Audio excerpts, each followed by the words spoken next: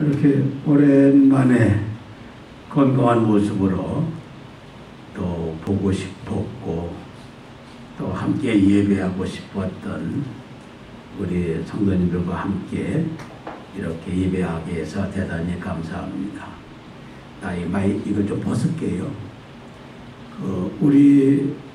저는 제주도에서 예배 드릴 때 마스크를 쓰지 않고 우리는 예배를 드려요. 늙어서 말을 안 듣는 것 같아. 마스크 쓰고 예배를 드려라 그래도 이게 나이가 들으니까 헐떡거리니까 안 쓰고 드려요. 말을 늙을수록 안 듣는구나 라고 하는 것을 이제 느끼게 되지만 거기에 함께 동참하는 사람이에요. 저도 안 쓰고 하는데 이렇게 만나 뵙게 돼서 반갑고 또 즐겁고 아주 기대를 많이 하고 왔습니다. 오늘은 정말 보고 싶은 얼굴들을 보게 되겠구나 라고 생각을 했습니다. 말씀을 전하기 전에 제주도에 관한 얘기를 좀 하나 하고 지나갈까 하는 생각이에요. 제주도에 가서 이제 그 문화를 이제 이렇게 느끼게 되는데 깜짝 놀란 문화가 하나 있습니다. 제주도는 이제 집을 안거리, 밖거리 이래요. 이게 도대체 뭔 소리인지 잘 모르겠는데 나중에 이제 이해를 하고는 고개를 끄덕였는데 두 부부가 결혼을 해서 살게 될 때에 이제 밭이던 터에다가 집을 져요. 집을 짓고 거기서 잘 살아가요. 그럼 이제 아이를 낳게 되면 거기서 아이를 키워가다가 아이가 성장을 해서 결혼을 해요. 그러면은 어머니 아버지 살던 그 집은 바로 결혼한 자녀들에게 주어요. 그리고 자기들은 밭거리, 우리로 말하면 행랑채같이 또 바깥에다가 집을 짓고 굴러 나와요. 그러면 결혼한 아이들은 원래 있던 집에 사는데 안거리에 살고 아버지 어머니는 밭거리로 나오는 거지요. 그리고 살림을 따로따로 해요. 깜짝 놀랐어요. 얼마나 따로따로 하는 거 아니? 며느리가 이제 5일장에 가서 생선을 한 손 사들고 집에 오면서 이제 시어머니하고 마주치면 뭐라고 하니? 어미요! 하면서 5일 시장에 하면 고등어 쌉디다 하나 사서 잡수시오 하고는 그 고등어 지사온 건 안으로 갖고 들어가는 거야. 그러면 시어머니는 그래 알았다. 먹고 싶으면 쪼르륵 가서 사가지고 와야 되는 거예요. 처음에 도무지 이해가 되지 않아요. 뭐 이런 쌍놈들이 있는가 할 정도로 전혀 이해가 되지 않아.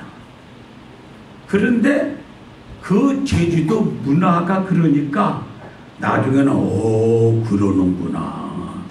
제주 사람들은 그렇게 사는 거로구나. 그렇게 그냥 이해를 할 수밖에 없었어요. 그래서 그것이 우리와 전혀 달라요. 깜짝 놀랄 일이고 또 하나 이제 먹는 거에 대한 얘기예요. 옛날에 제주도는 소를 잡아먹지를 못했대요. 소도 귀했고. 그래서 제주도는 돼지를 많이 길렀는데 제주에 가가지고 이제 거기는 국수가 유명해요. 제주도는. 그 고기국수를 판다고 그래서 고기국수를 먹으러 갔어요. 기다리고 앉았는데 한참 있다가 고기국수가 나왔는데 돼지고기 삶은 물이 국수 국물이야. 거기에다가 삼겹살 삶은 거로 톡 세청 얼려서 이게 고기국수래요. 깜짝 놀랐지. 우리 여기에서 고기국수 먹으러 간다면 소고기 이렇게 다져서 넣고 끓이는 국수인데 거기는 삼겹살이 이렇게 더 세첨 올라오니까 먹을 생각이 싹 없어지는 거예요. 세상에 뭐 이런 국수를 먹는가 싶은 게. 그리고 비싸요. 옛날에 내려갈 때 그 국수 한 그릇에 8,000원을 받더라고. 그런데 거기에 몇 년 살아보니까 또 그 국수 먹게 되더라고.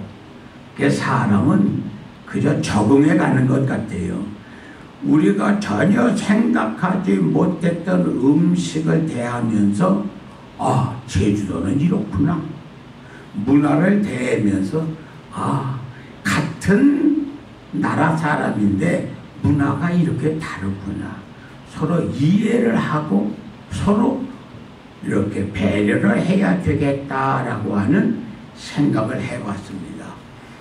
혹시 제주도에 와서 그런 음식을 대하게 되면 그런 것이다라고 이해하시면서 즐겁게 들고 즐겁게 여행을 하면 좋으리라 생각합니다.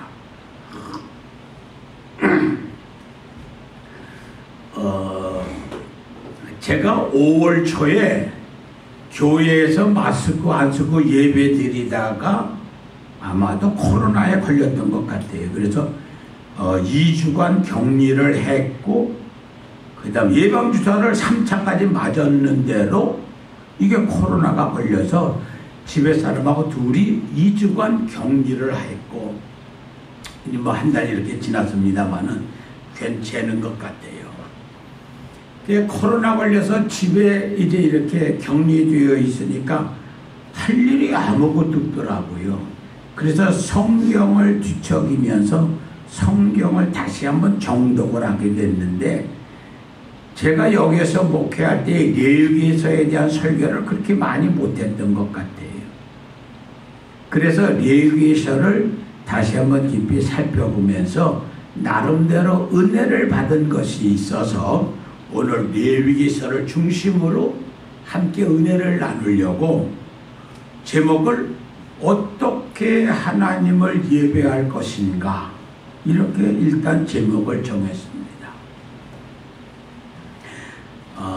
이런 얘기가 있어요. 사람은 함께 일하면서 겪고 보아야 그 사람을 알게 된다고. 또 그 사람과 함께 살아봐야 그 사람에 대해서 더 깊이 이해할 수 있고 또 그 사람에게 가까이 접근할 수도 있다. 그런 얘기가 있습니다. 제가 이 얘기를 꺼내는 것은 레위기서를 읽어가면서 아, 맞아. 이 뜻이 생각이 난 거예요. 쉽게 이해가 잘 되지 않기도 하고 그렇다고 성경이 뭐 그렇게 어려운 책도 아니잖아요. 그런데 이 레위기서를 보면 제사 드리는 얘기인데 계속 반복되는 얘기가 자꾸 나오는 것 같고 반복되는 얘기가 나오니까 아주 읽기가 좀 지루해지기도 하고요. 또 현재 우리들이 신앙생활하는데 이 뭐 짐승을 잡고 뭐 제물을 준비해 드리고 이거 뭐 그렇게 별로 우리와의 관계가 없는 것 같이 멀어 보이기도 하고 목회 현장에서 바로 쓰여지는 것 같지 않아서 그렇게 본문으로 설교를 많이 해보지를 못했던 것 같아요. 이번에 읽어보면서 이런 거를 깨달았어요. 레위기서를 통해서 하나님께서 하나님의 나라를 이 땅에 만들어내시려고 얼마나 애타고 얼마나 간절히 사모하시면서 말씀을 하고 계시는가. 하나님의 나라를 세워가는데 하나님의 계획과 하나님의 원하심이 무엇인지를 이 레위기서를 통해서 깨닫게 하고 이 레위기서를 통해서 하나님은 지금 우리들을 통해서 하나님의 나라를 어떻게 세워가기를 간절히 소망하고 계시는지 그 하나님의 성품과 하나님의 간절하심을 깨닫게 됐어요. 그래서 세 단원으로 나눠서 말씀을 드리면 첫 번째가 1장부터 7장까지의 내용을 하나로 이렇게 엮어서 보면 여기에는 제사에 대한 이야기 중에서도 번제와 소제와 화목제와 속죄제와 속건제라고 하는 내용들로 많이 들어있어요. 그 내용들을 하나로 쫙 이렇게 종합해 보면 1장에서 7장까지의 내용이 첫 번째가 뭔고 하니 어떻게 하나님을 예배할 것인가에 대한 정답을 우리에게 얘기해 주고 있는 거예요. 오늘 우리들에게 주어지는 문제예요. 어떻게 하나님을 예배할 것인가, 그거에 대한 답을 우리가 찾아가야 된다는 거예요. 그 정답을 레위기서 1장에서 7장까지 있는 내용에서 우리에게 확실하게 대답을 해주거든요. 자, 그러면 그 1장에서 7장까지의 내용을 잘 보게 되면 제사에 관한 하나님의 율법을 말씀하고 있는데 이 1장부터 7장까지 읽어보면 하나님은 정말로 세밀하신 분이다라고 하는 것을 깨닫게 돼요.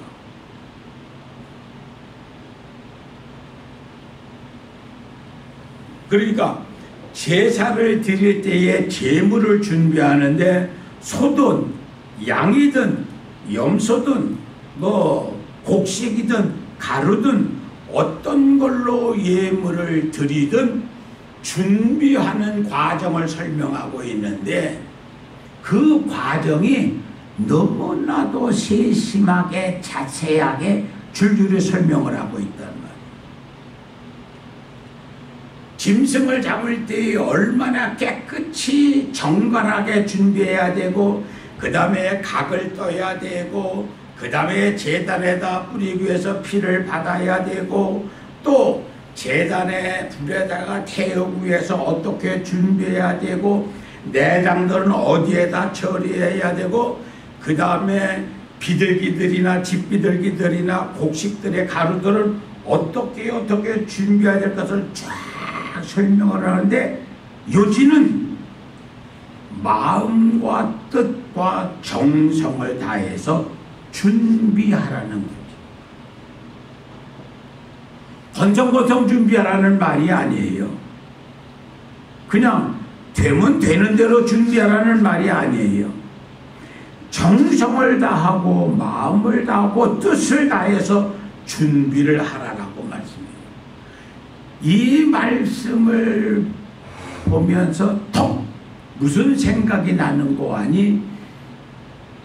요한복음 4장에 예수님의 수가성에 들어가서 수가성 여인하고 이야기하는 내용이 생각이 나요.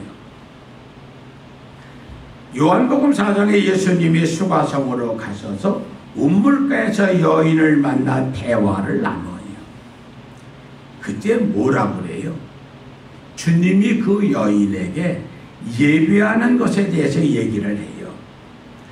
하나님은 신령과 진정으로 예배하는 사람들, 다시 말하면 영적인 진실한 예배를 드리는데 바로 그때가 언제냐? 이때다.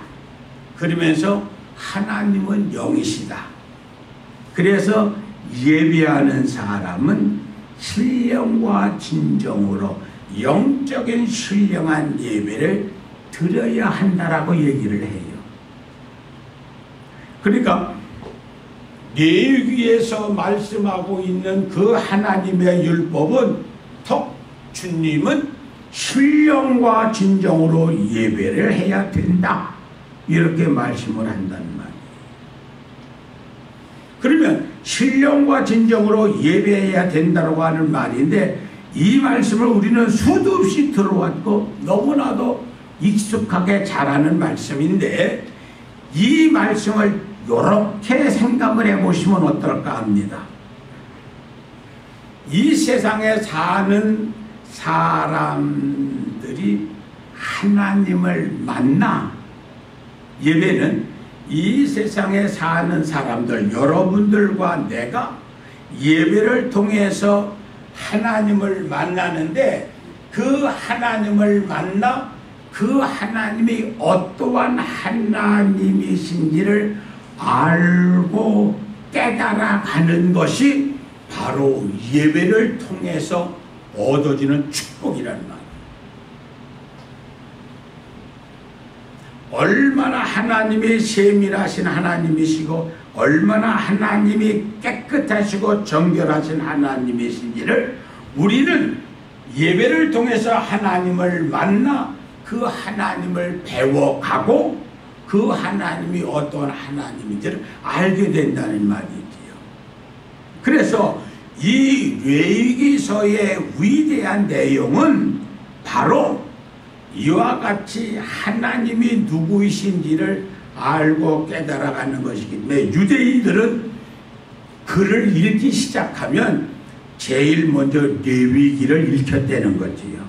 그래서 어릴 때서부터 레위기를 읽고 배우게 해서 하나님이 나에게 어떠한 하나님을 확실하게 알고 가게 한다는 거죠. 이것을 예수님은 마태복음에 와서 이렇게 얘기를 하셔요. 예물을 드리려 가다가 만약에 내 형제에게 원망 들을 만한 일이 생각이 나거든, 어떻게 하라고? 예물을 제단 앞에 두고 먼저 가서 화목해 하고 그 후에 와서 예물을 드려라.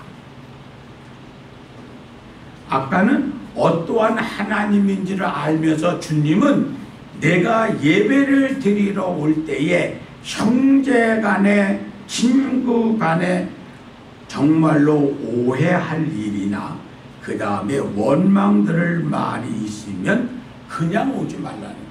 재물을 놔두고 가서 화해하고 예물을 드리라는 거예요. 그리하여야 그 하나님을 아는 대로 예배할 수 있다는 거예요. 두 가지를 얘기하잖아요. 하나님이 어떠한 분지를 알게 되었고 그 다음에는 예배할 때 어떻게 하라고요? 오늘 말씀처럼 형제 간에 원망 들을 말이 있으면 그거 가서 풀고 오라는 거예요.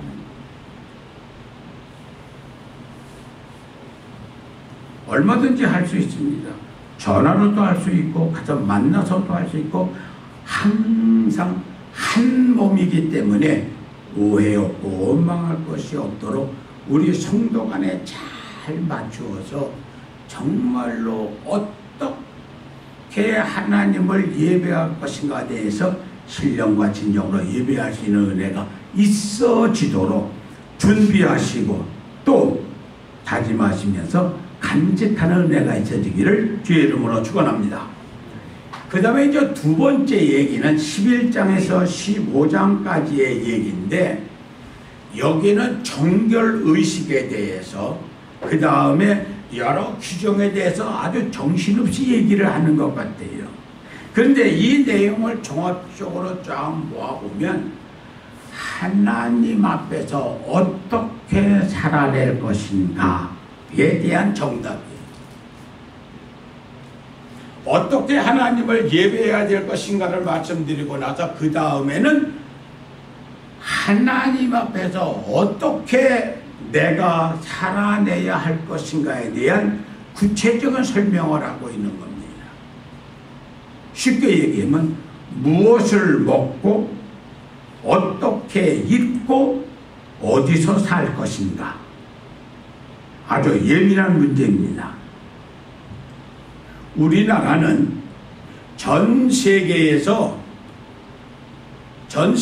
나라가 한 200개 가까이 된대요. 근데 우리나라는 전 세계에서 경제가 9위에서 10위권 이렇게 왔다 갔다 한다고 그래요. 그만큼 잘 사는 나라에 10등 안에 드는 나라란 말이에요. 근데 거기에서도 우리나라는 먹고 입고 누리는 것은 세계에서 6위래요. 잘 먹고 잘 쓰고 잘 누린다는 거지요. 잘 읽으면 되는 거예요. 한국 사람들만 보면 외국 사람들이 깜짝깜짝 놀란다는 거잖아요. 우리나라가 6번째래요. 감동이 안 되나 봐. 대단하지 않아요? 어떻게 그렇게 됐는지 깜짝깜짝 놀랄 일이잖아요. 그럼에도 무엇을 먹고 무엇을 입고 어디서 사느냐라고 하는 것은 우리들에게 굉장히 예민한 일이잖아요. 먹는 것에 대해서 굉장히 예민해요. 어떻게 갖추어서 대접을 하느냐는 굉장히 중요한 거죠. 우리들은 식탁을 차려요. 아내들은 식탁을 차리는데 나는 이제 80 가까이 살아가면서 우리 집사람한테 매 끼니마다 삼식이거든요. 근데 웬술 거야 아마 매 삼식이 차려주려니까. 그럼에도 한 번도 허틀에 차려주는 법이 없었어요. 숟갈 제자리에 놓고 반찬 따로따로 다 놔서 이렇게 딱 차려서 줘요. 옛날이나 지금이나 똑같아요. 제가 늘 그렇게 상을 받으면서 늘 감사하지만은 늘 마음에 항상 더 잘해야지 하는 생각이 들 정도예요. 그 다음에 먹는 것만 아니라 입는 것 얼마나 중요해요. 명품을 입으라는 말이 아니라 품위에 맞게 입으라는 말이에요. 어디서 사느냐? 강남에서 살아야 목에 힘을 주는 건 아니란 말이에요. 여러분들의 사는 위치가 하나님께 영광이 되는 처소로 만들어가라는 얘기죠.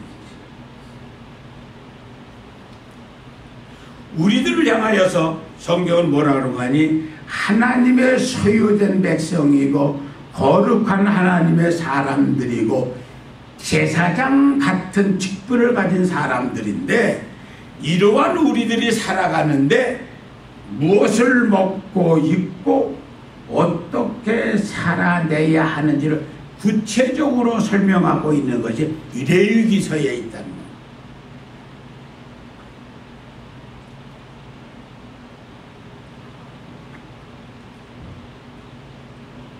이거는 이렇게 추상적인 얘기가 아니라 실질적인 얘기라는 거죠.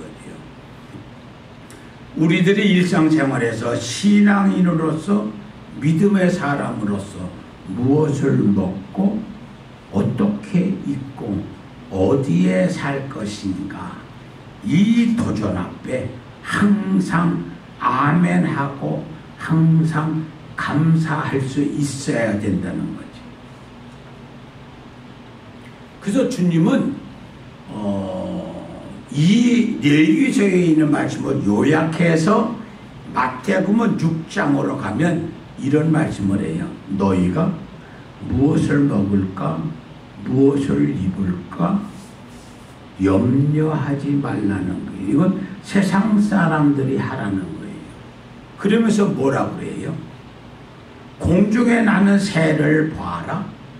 저들이 농사짓지 않아서 다 하나님이 먹여 살린다는 거지. 들의 백합화를 봐라. 저들이 길쌈을 하지 아니해도 솔로몬이 입은 영광스러움보다도 더 아름답다고 얘기해. 이 말씀의 깊이를 잘 생각해 보세요. 어떻게 살아내야 될 것인지 정답이 방금 나오잖아요. 한 산송이의 백합화가 얼마나 아름다운가, 솔로몬의 영화스럽다고도 비교할 수가 없다라고 그러잖아요. 너희가 새보다 귀하다고 하잖아요. 무엇을 먹을까 입을까 염려하지 말라는 거. 너는 내 것이라 내가 책임을 진다라고 그러잖아요. 그래서 결론은 이렇게 얘기하고 싶은 거예요. 하나님 앞에서 어떻게 살아낼 것인가에 대한 답은 마태복음 1장 23절에 주님이 이렇게 얘기해요.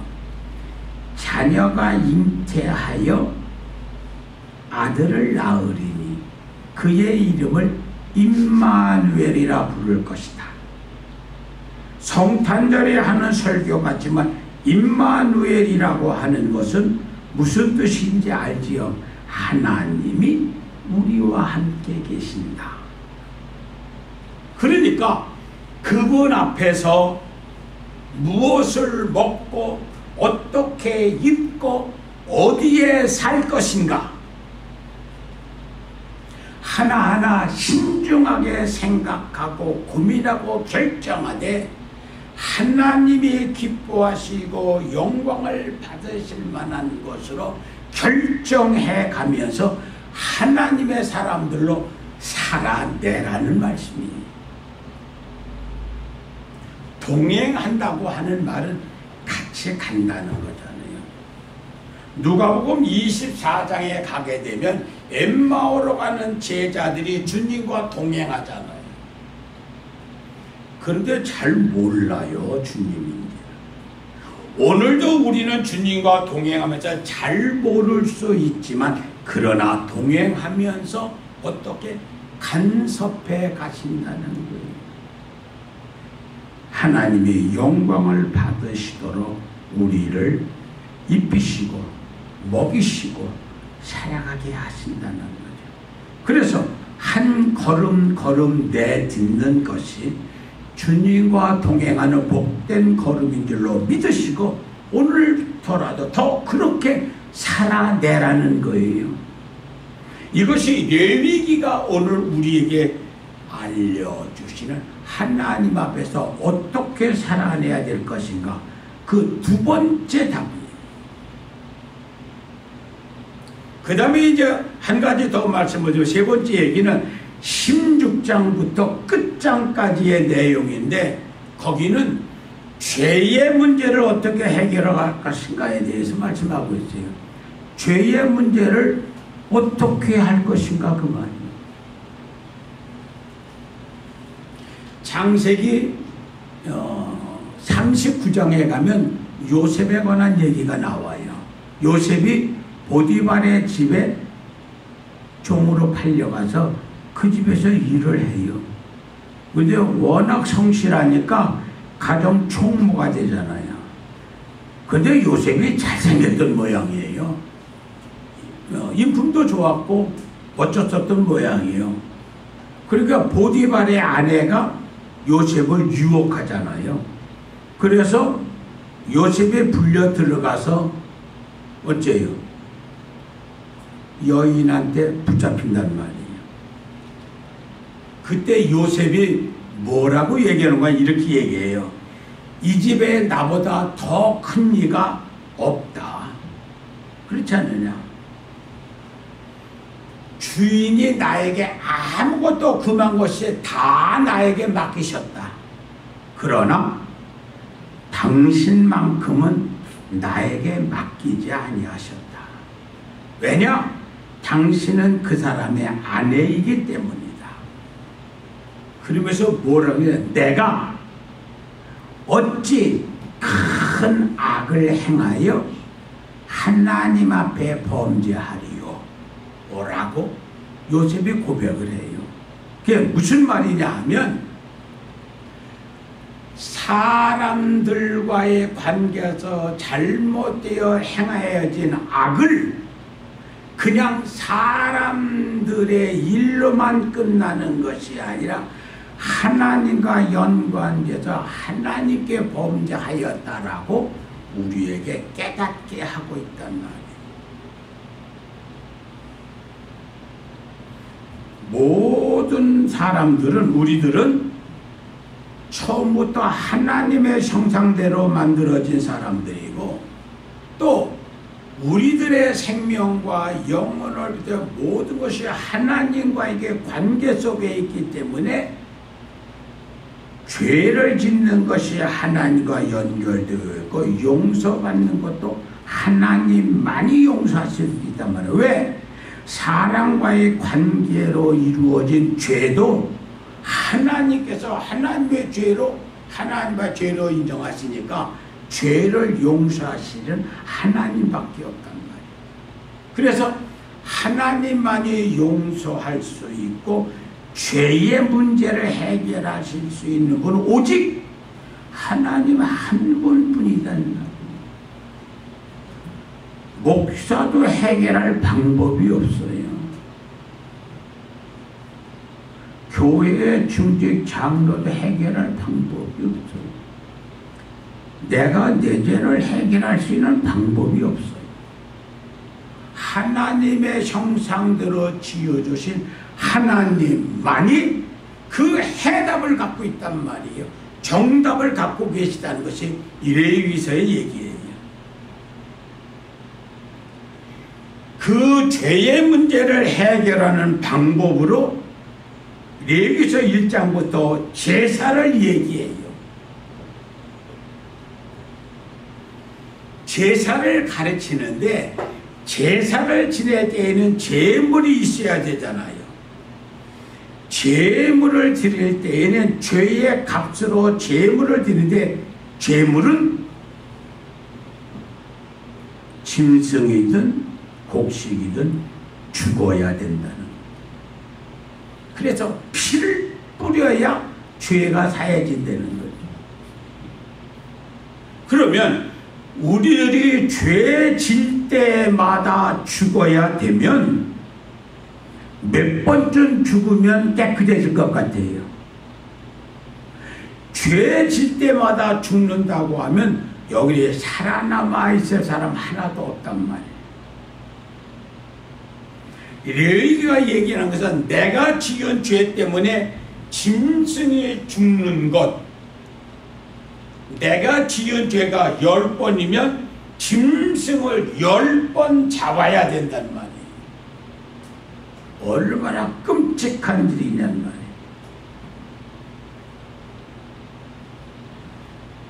그래서 오늘 레위기서를 통해서 우리에게 말씀하려고 하는 것은 바로 그 죄인을 살리는 길이 무엇인지를 우리에게 설명하고 열어주시는 거지요.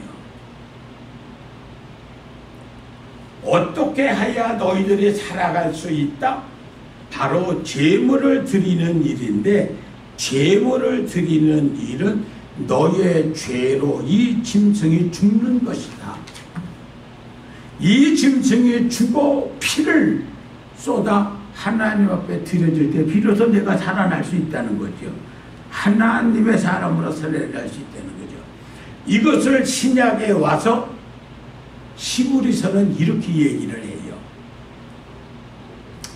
대제사장이 자기의 죄가 아닌 모든 백성들의 죄를 사하기 위해서 짐승의 피를 가지고 해마다 지성소에 들어가서 피를 뿌리잖아요. 그런데 그리스도는 죄가 없이 이 땅에 오신 분인데, 만일 그분이 죄가 있어서 죽으시러 이 땅에 오셨다면 그 본인의 죄값으로 수없이 죽으셨어야 되는데, 죄 없이 이 땅에 오셔서 우리들의 죄를 대신 걸머지시고 고난을 받으셨다. 그래서 우리들이 죽어야 될 것을 대신 죽으시고 십자가에서 흘리신 피로 말며 여러분들과 내가 정결케 되어져서 죄의 문제가 해결이 됐다라고 선언하는 것이 히브리서 9장의 말씀이에요. 그러니까 레위기서 후반부에서 피를 드려야 살아나고 죄를 용서받을 수 있다. 그런데 그 피를 신약에 와서는 예수 그리스도가 대신 우리를 위해 주고 피를 쏟으심으로 여러분들과 내가 지성소에 들어가서 지성소의 휘장이 찢어지고 다 열어서 함께 정죄함을 받았다. 그 설명이 레위기서 전체의 내용입니다. 그럼 이제 정리를 하면 시간이 너무 지난 정리하면 그런 얘기요. 어떻게 하나님을 예배할 것인가? 무엇을 먹고 어떻게 입고 어디서 살아낼 것인가? 반복되는 우리들의 죄의 문제를 어떻게 해결할 것인가?